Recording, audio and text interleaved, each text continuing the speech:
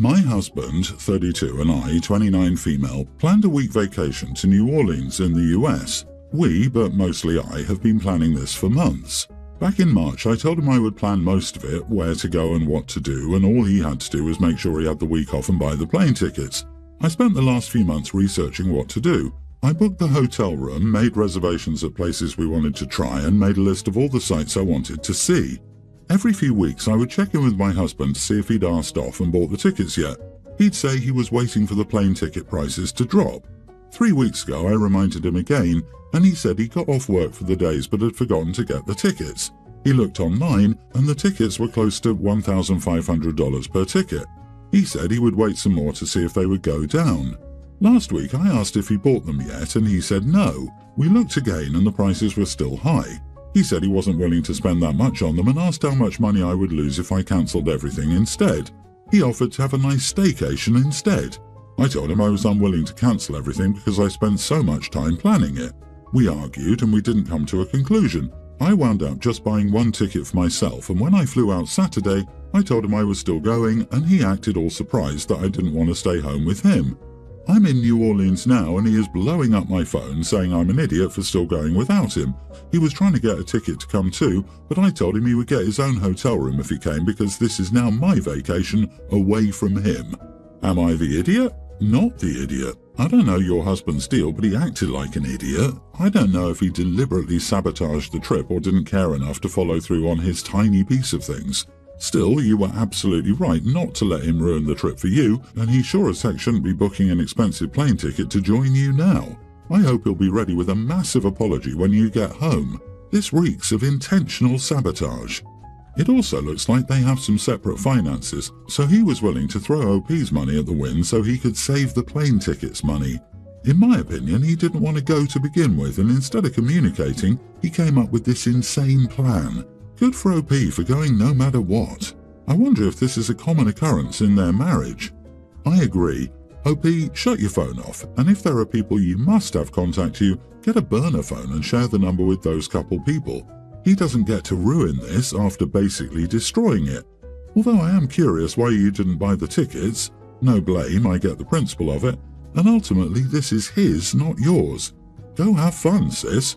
Dude, she can block him temporarily or use Do Not Disturb and then make a whitelist that can go through. No need to run out and buy another phone. The one thing OP should not do, as I'm sure her dear husband will demand she does, is apologize for going on the vacation she planned at the date she planned by herself, as hubby didn't bother to follow through on buying plane tickets. OP, that was weaponized incompetence trying to manipulate you into cancelling the vacation because he didn't want to go. Good on you for going anyway and not playing his passive-aggressive BS game. She's my fiancée right now, but our argument is that once we're married, she wants her name on the house deed. Years ago, I bought several acres as soon as I could afford it. Back then, it was part of a ranch surrounded by other ranches. The owner needed money, so he parceled out this section and sold it to me. I built a small house on it and have lived in it ever since. Since it was initially part of a ranch, I did enough to legally keep it classified as a ranch, so the property tax is extremely low.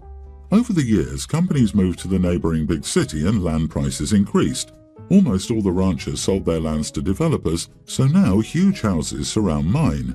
They start from $500,000 and go to several million. None of them sit on even an acre of land. My house is clearly the worst around, and I have no doubt it's bringing the value of nearby houses down. That's all happened before I met and dated my fiancée.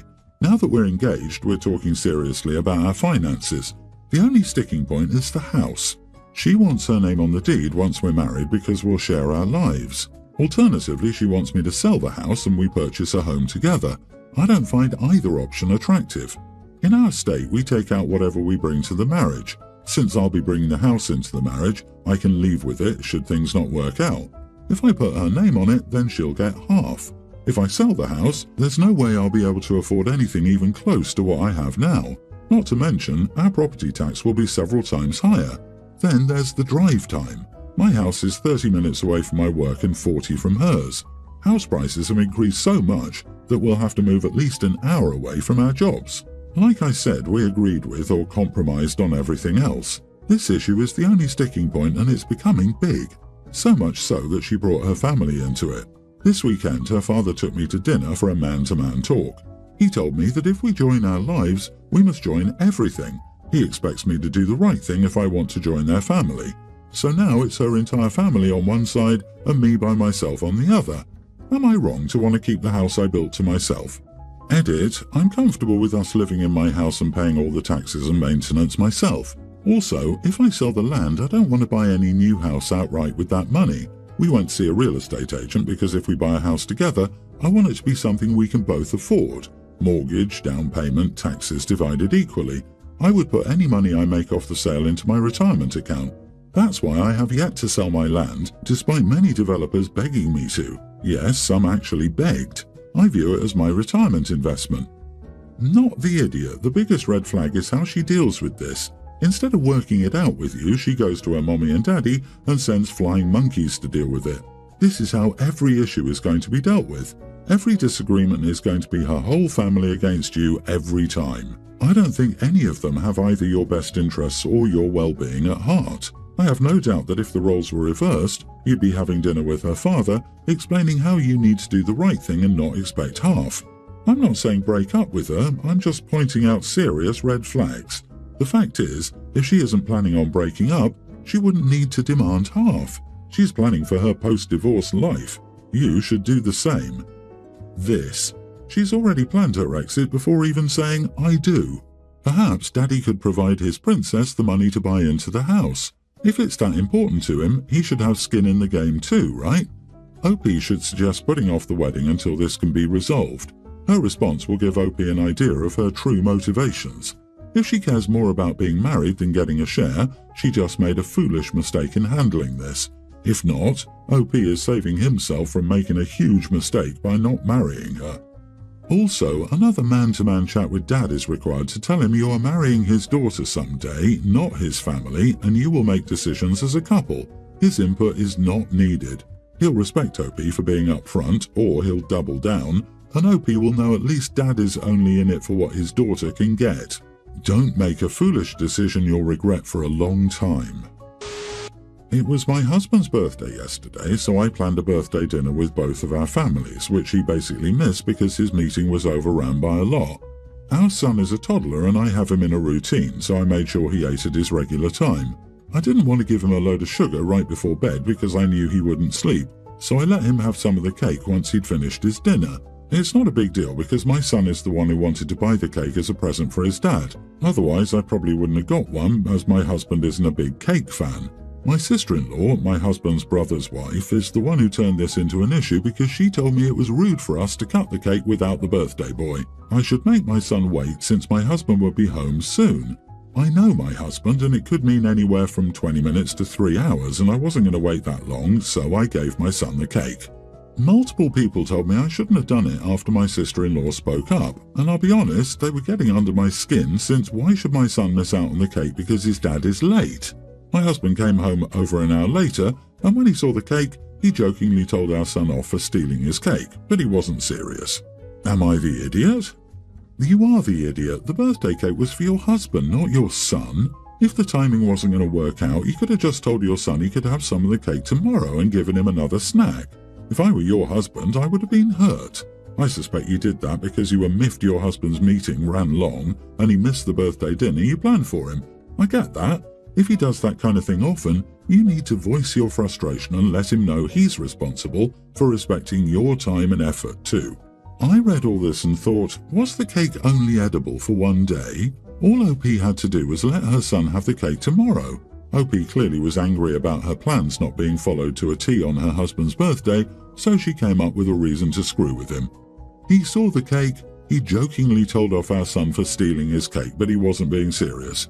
Of course not. He knows you are the idiot and not your son, and this was a toddler's gift to his dad. What if he gifts another kid a toy? Does he also get to play with it first? You have a lot to work on. My son got married a few years ago. He lives on the other side of the country than us. He got a great job opportunity after college, so he moved down. 2 years ago he got married to Jenny, and from what I heard it was a beautiful wedding. So the whole issue started when we were trying to get there. The wedding was on Saturday, and our plane left on Thursday night. Well, it got delayed and then delayed about 4 more times, Friday morning at this point, and then all the planes got cancelled due to a storm. When that happened, it was clear we were not leaving and driving there would take too long and we would still miss the ceremony. So we informed him and he was angry. We sent our well wishes and we could FaceTime in if he wanted. He said no and we saw a video of him getting married. The present day issue is that whenever we get into an argument or he wants us to do something, he pulls up the "we missed his wedding" card. We were talking over the phone. We were talking about hosting Thanksgiving this year. He got mad saying, "Why won't you visit us?" And I told him we didn't have the money for the trip and we just visited him 2 months ago. We got into an argument and he pulled the "you missed our wedding, it's the least you can do." I told him enough and that he needed to get over it. He called me a jerk. My daughter learned about it as she's on our side, but I don't know. I know my son wants us to visit all the time since he doesn't like his wife's family. He generally misses us for the holidays, but he will never fly up to see us, and we have to go to him. He keeps talking about moving back. Edit, yes, we looked into other airports and the planes were grounded also. We're from Maine and the storm was going through our state and then riding down the east coast. It basically blocked travel for 2 days. We thought about driving, but we decided we wouldn't be able to do the 37-hour drive. We didn't feel it was the safest option since the storm was happening and it was a super long drive without brakes. Not the idiot. It sounds like you and your husband made all reasonable efforts to get there and it just wasn't going to happen. I would have still driven to at least get to the reception and celebrate, but that's just me. That being said, that's a big milestone moment you missed and it will take time for him to get over it. He must find a way to make peace with the situation without lording it over you forever. Or OP's son could grow the heck up and realize that the entire travel industry is not required to bow to his whim. How can he continue to bellyache about his parents missing his wedding when the weather caused the issue is beyond me? I never would have expected my parents to get to my wedding if the weather was so bad they were grounding planes or try to come anyway and drive 37 hours in dangerously bad weather. I could never forgive myself if something bad happened to them. Yes, I'd have been disappointed, but to keep bringing it up years later, why is he so butthurt over this? Is there more to this story? OP, you didn't skip the wedding. Weather prevented your arrival. It's a bit late to do it, but the first time he tried to pull the "you miss my wedding" card, I would have said, "Yeah, we're pretty angry at you about that, but we try to forgive you for the fact that your choice to move so far away caused the situation that led us to miss it." It sounds like he's made some life choices, moving away, that negatively impacted his happiness, and he's taking his frustration about that out on you. My 33 female golden retriever Trixie and I live near a public park. They have a large public playground that Trixie likes to go to. Due to my work schedule, we either go early in the morning or late at night. Typically, there are not a lot of kids at those times of the day. I'd avoid hours with many kids because I don't want them coming to Trixie. I'm responsible.